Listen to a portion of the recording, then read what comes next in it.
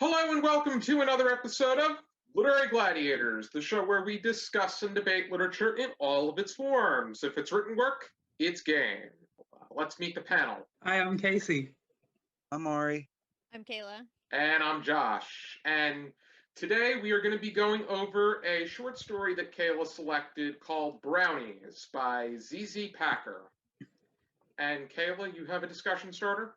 Yes. So this is we've read a couple of really stylized pieces on the show, and this is definitely one of them. Do you think that the style affects this story at all, or do you think that it would be just as easily and simply told in any other style? I thought that the style was relatively basic, but I think it was very message driven. The food for thought that it provided the reader and the topics of race, the honest topics of race that it brought up. Laurel was a pretty general perspective. She wasn't too outspoken. She wasn't too meek. She was very forward. Yeah, I agree. I think that she is an interesting person to hear a story from because, like you said, she's very she's kind of generic. Like, there isn't really anything that stands out about her that leads you to trust or distrust her in either way. She's very neutral. Yeah, I agree. Yeah, I have to say, it seemed like it basically put racism and it put morality and it was able to separate them pretty well. The first thing that came to mind was the fact that the core message is that there are no boundaries when it comes to prejudice. But on the flip side, there is diversity holds no boundaries either. Because just because you may have a different skin color as someone else does not mean that you are in a better circumstance in any which way. Because granted, Laurel and her troupe were much younger, and their influence is from adults who have demonstrated in many cases that they were not good influences or not reliable influences, and how they thought that all white people thought, felt, and treated them the same way. But it turns out that this was a group of special ed white kids. This is a perfect example between the difference in racism or sexism or anything like that. Generalizations. Racism and sexism and stuff like that is a type of generalization or stereotype, but it does not make, it's still not okay. People who are of the minorities can generalize just as easily as people who are in the general majority. And so this was a very powerful story for me because, like, you have someone who, or a group of people who are very upset and they've been treated poorly, because of racism over the years, and they're like, okay, we're gonna stand up for the entire black community by attacking these white girls at this camp. And then you don't realize, they're younger, like you said, they're special needs. That is the epitome of a generalization and stereotype right there. Mm-hmm. That's why it doesn't work. You can't do that. I also think a lot of that specific situation just came from misunderstanding and being too young to understand the severity of the situation and the parameters of really right versus wrong. Because I mean, they're a group of kids themselves, and yeah, they were picking on younger kids, but and based off of the generalizations that they were making, they had no idea what special needs meant. They had no idea what they were getting themselves into, basically. Mention that bullying is never okay. No, it isn't. No. If you're generalizing or not. Yeah, all they saw was a group of, from how Laurel described it, a group of white girls that reminded her of strawberry and vanilla ice cream crowding out of the bus with their Disney backpacks and walking turtle-like to their campground. Just these very narrow, but at the same time, it almost seemed like initially they saw them as these perky, entitled, just going with the crowd kind of people, but they have much more in common than they don't. They both want to belong in some certain way. They both want to be liked and viewed in a positive light. They're both essentially minorities. Yes, they have values. Their values may be different, but they still have values that mean a lot to them. Their insecurity may get the best of them, and that's especially the case with the troop of black girls. What I basically would say I got out of this book in basic is, like, most CDs aren't read. Most CDs are silver, you know? Just because the red CD is being treated poorly because all the silver CDs are saying horrible things about them, the red CDs are now trying to make fun of the silver CDs because they think that all the silver CDs are bad, you know? Mhm. And I think that it's like a very good example of what I mentioned before about like generalization. But if we go back to what you were mentioning about bullying, because both these groups want to fit in, because they want to be, you know, themselves, it should be no one's right or no one's job to basically generalize and do these things to another group when everyone's different in the first place. And I think Mhm. this book, if read by the right age group, could actually be very important. One of the things I noticed when I first started reading it was how much we know, but how much we don't know, or how much we know, but how much we don't acknowledge, I should say, because everyone in some case or form believes in karma and believes that when you do something, it's coming back to you. Right. Even though the Black girls didn't like being made fun of and they didn't want people mistreating them, they set out to do to people what they didn't want done to them. Mhm. And that's one of the main problems of being prejudiced is when Mhm. people are prejudiced against us, we get very offended. But when we're prejudiced against people, we have excuses as to why it's okay. Mhm. And that was the first thing I noticed was that they were ready to start something that didn't need to be started out of what they received in their past. And I remember, just to give a simple example, when I was in sixth grade and we entered in, the eighth graders were making fun of us because we were sixth graders. When we became eighth graders, one of my friends, when they saw the sixth graders, made fun of the sixth graders. I said, "Why are you doing that?" And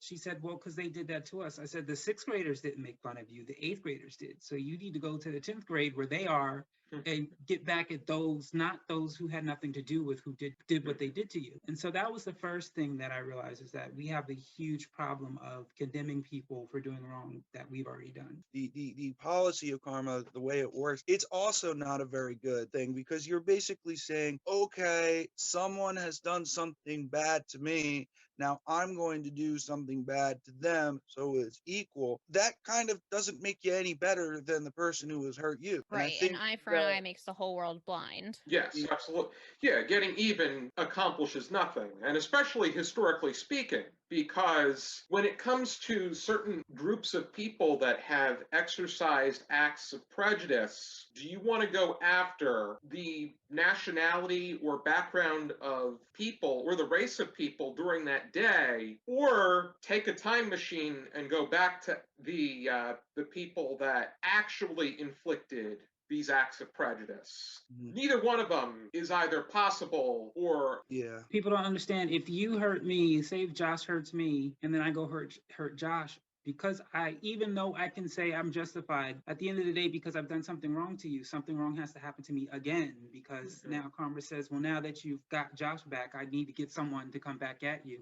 And people don't understand, if you want to stop people mistreating you, then you have to stop mistreating people no matter what they're doing to you. Even if they're really mean to you, you got to be kind to them, because what you want in life is what you have to give.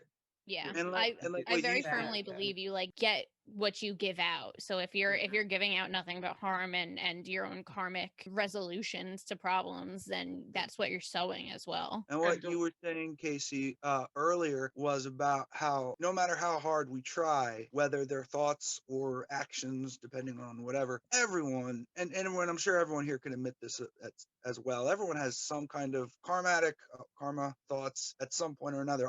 I certainly can admit to that because there have been people who have really hurt me and who have done things that I've never forgiven them for. But the point is that like when they do that, you got to keep in mind that although it seems like it's hurting you, that's exactly what it is. It's hurting you. That person may not treat someone else that way because of something that you might have done. And you never know. And sometimes it's just best to let it go because you just don't want to make anything worse. All karma does is bring down your own individual endeavors. It's not really solving anything for Exactly. Karma is what yourself either. you think should happen. My brother, and I love my brother. He's a great guy, but he says something that's very, very important, and I think it also kind of applies to the short story. There are no shoulds in life. The word should not exist because what it does is it puts subjective views on stuff. Oh, people should be white. They shouldn't be black. La la la la la. That kind of stuff. When you start using the word should,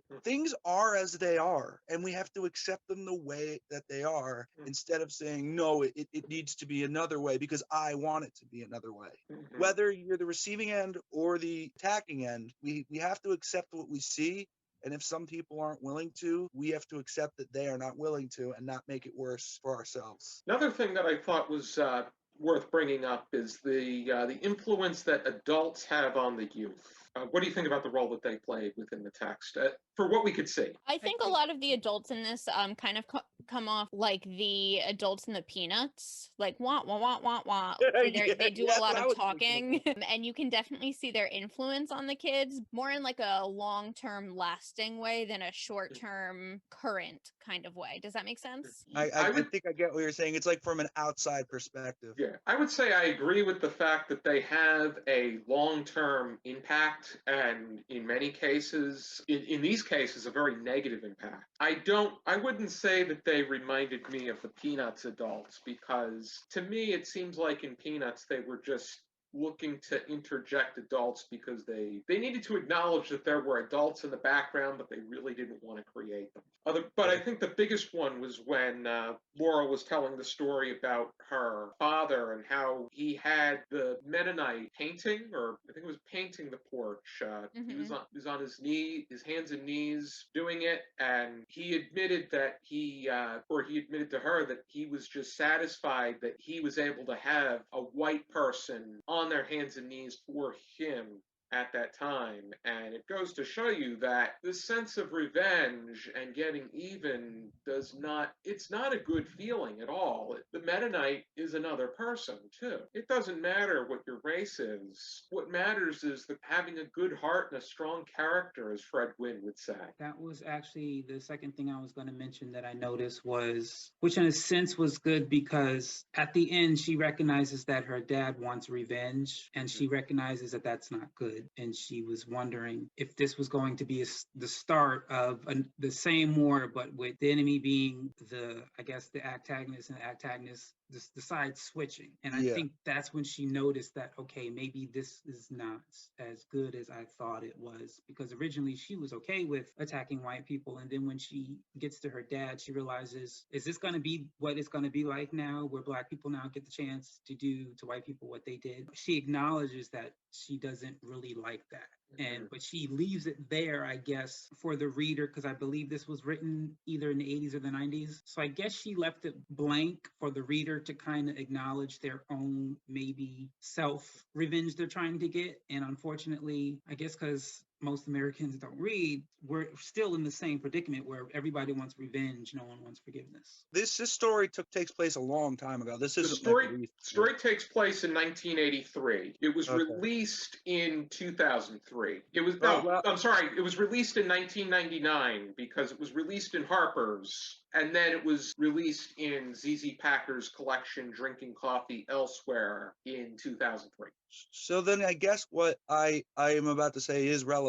I have no idea if any of the three of you have been to any kind of overnight camp or scout program. I'm probably the only one here who has been to an overnight camp for a long time. Let's leave it at that. I was at overnight camp for 7 years, and I'd also been at day camp. As a kid, I'd been there for probably 7 or 8 years, and as a staff member, I was there for like 6 years. And there has been no summer in my entire life up until the COVID summer, past the age of 4, where I hadn't been at a summer camp. And I could tell you that the behavior of children at a summer camp is much looser than you would expect to see at like school or at stuff like that. So when you have, these comments being made and these things, they're more likely to happen. Bullying is more likely to happen in this type of scout camp, overnight camp type of environment, because they're much looser. There isn't as much, there's nothing to stop it really. You can get talked to about it, but that usually doesn't stop it because,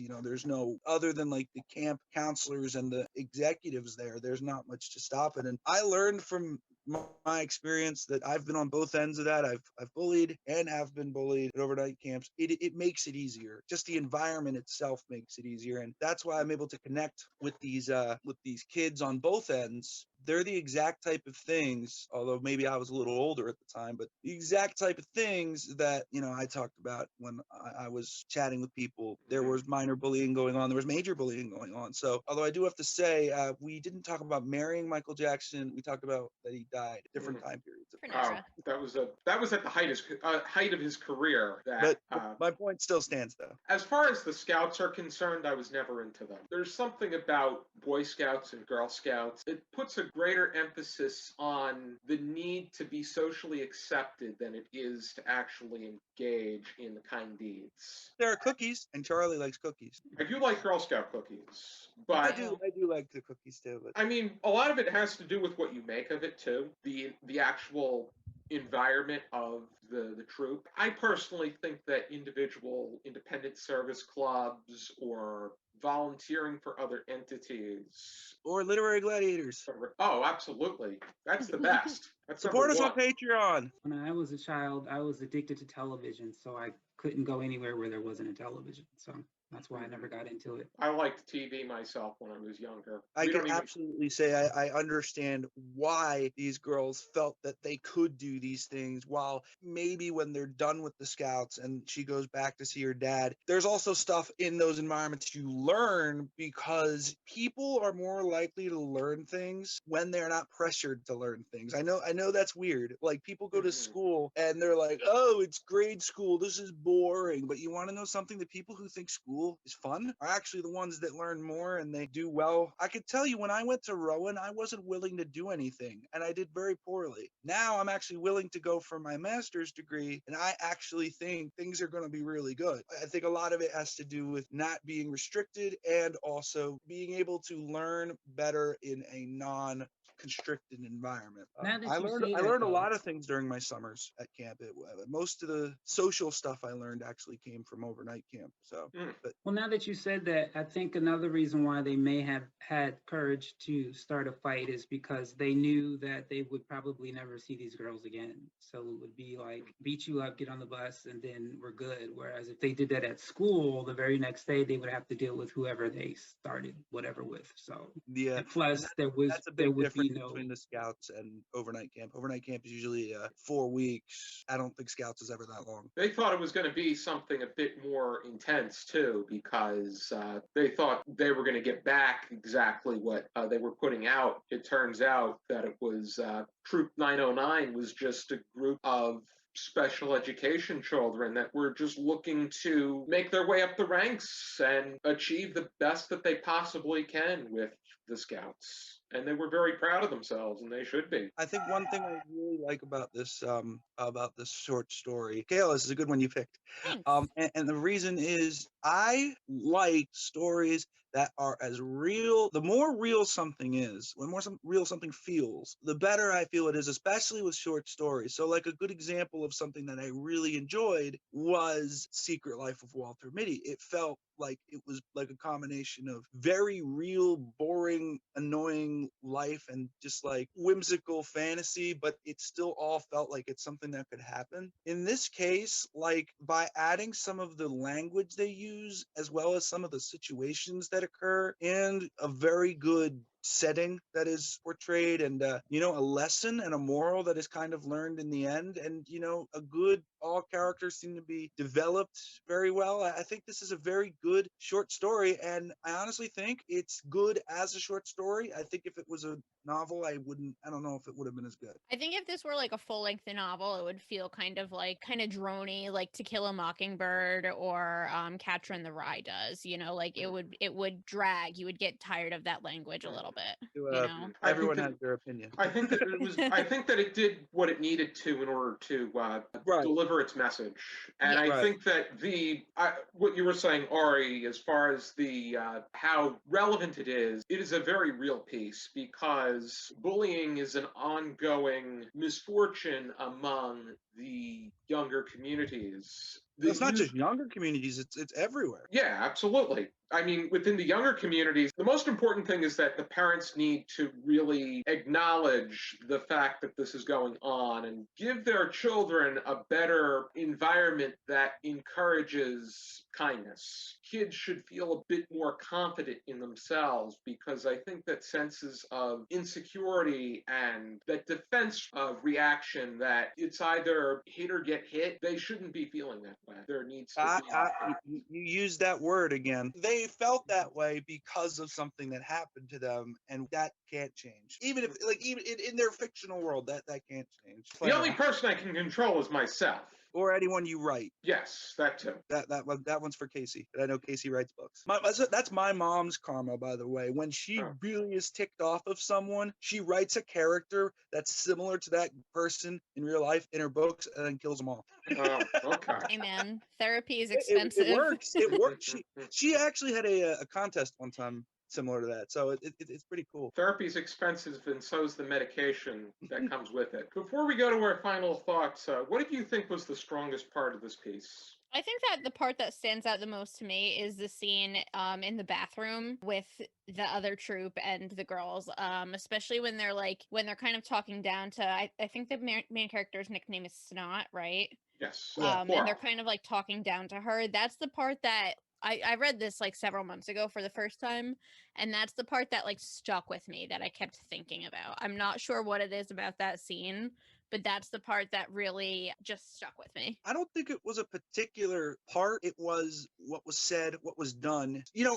When we go over Mouse, Josh, you're going to hear this argument from me again, or this point from me again, but stories that have very strong language and very strong bullying themes and very strong attacking themes, where the people who are being attacked, have to show some kind of resilience, or it just shows the general whole thing about bullying in general. That's one of my, I don't even think you'd call that a genre, but it is one of my favorite things in books, when they make those fights real. And there are some books and stuff where they kind of push that off to the side, and it's like, it's just this person said this to this, and there was no feeling or any emotion around it. Examples like this story and Mouse, when we go over Mouse, is going to be that kind of feeling, emotion, along with the action and everything around it also protruding into it. And that's why I like this short story. Because when I first started reading it and they go into the white versus black, for me, it was like another one of these. When they get into the bathroom and the chaperone comes in and she says they're special needs, they don't know what they're doing. The main problem with Americans now is when they do misjudge someone, they don't acknowledge it and they don't apologize. And then because you don't acknowledge it, you keep doing it. And instead of saying, I'm sorry, you make excuses. And most people who mistreat people, they just misjudge them because not only special needs, but like maybe someone just had a really bad day that day, or they just found out their father died or something, and they're not mistreating you per se. Yeah, trauma or grief. When you go to the store, they didn't smile at me. Well, maybe, it's don't judge people just because of what you're going through, but realize that you don't know anyone by first looking at them, that there's some type of history that goes along with that person, and you shouldn't make decisions about what you're going to do to them before you even get to know them. And it's sad because everyone does that, but if we think about it, they could have purposely went into that bathroom to make friends instead, but they purposely went in there to make enemies. And that's what we usually do. We want to make enemy out of someone instead of first try to see if they're a friend, because that's what threw me off. I'm like, special needs, this is a whole different story. Kind of goes with something I had said to Josh a while back, which I don't mind saying here. About 2 years ago, I was always thinking, people with autism treat me poorly, so I'm always going to dislike people with autism. And then I look at people like, who are close to me who do have that, and I'm like, well, no, it's not that. It's individual personalities. You can only decide, as Casey just said, you can only decide if someone is someone you don't like through experience. You can't just jump in and say, oh, that person has X, Y, Z, I don't like it. It's sad that has to happen. I think everyone should have an equal opportunity. And I learned that through my own experience. I agree with Casey with the idea that we find it very easy to make negative judgments, make negative decisions, take negative action against people, when we should be doing more to reaching out and making positive judgments, making positive interactions, and engaging in positive action. It's, I think, very similar to retail as a fine example, where you're beginning to see it now, where people are beginning to say more positive things about retail associates. They would be very quick to complain to a manager if they didn't like their service. They were hesitant to compliment positive service. People take positivity for granted when they should be very appreciative and more grateful, and also engaging in that sense of positive action. But as far as the question was concerned regarding the strongest part in the piece for me, I would say it was that very last part, where the last day at the camp was very quiet. The bus ride home really uncovered a lot as far as the story with Laurel's father and the Mennonite, and then just the character of Daphne, because Daphne seemed to have this great sense of wisdom, not just personally. She was very introverted. She didn't say much, but when she did, it was very thought-provoking. Yeah, I think one of the reasons I stick around with literary gladiators, other than the reading, is it's such a positive atmosphere. I'm very happy to hear that you find literary gladiators to be positive. That's my hope, is that we are a positive atmosphere. Do we have any final thoughts? I think we pretty much covered everything. I think I thought it that was a ZZ great Packer is a story. really influential writer, so definitely check them out. Have you read more of her works, and do you own Drinking Coffee Elsewhere? I haven't. I actually read this for a writing workshop I did last year, and that's how I got the copy and everything. I'm definitely interested in reading more of her pieces. Oh, okay. Yeah, I would say so. I think that Drinking Coffee Elsewhere looks like an interesting collection, too. I'm thinking of reading more too, because I tell you what, if all of her stories are like this, they're very powerful, and I would like to read some more. Yeah, if you're interested in checking this out, you can find it in the short story collection of hers, Drinking Coffee Elsewhere. I don't like coffee, but I love this stuff, so it works out. Thank you, everybody, for joining, and be sure to join us next time on another episode of Literary Gladiators. For now, keep reading. Keep reading, everybody.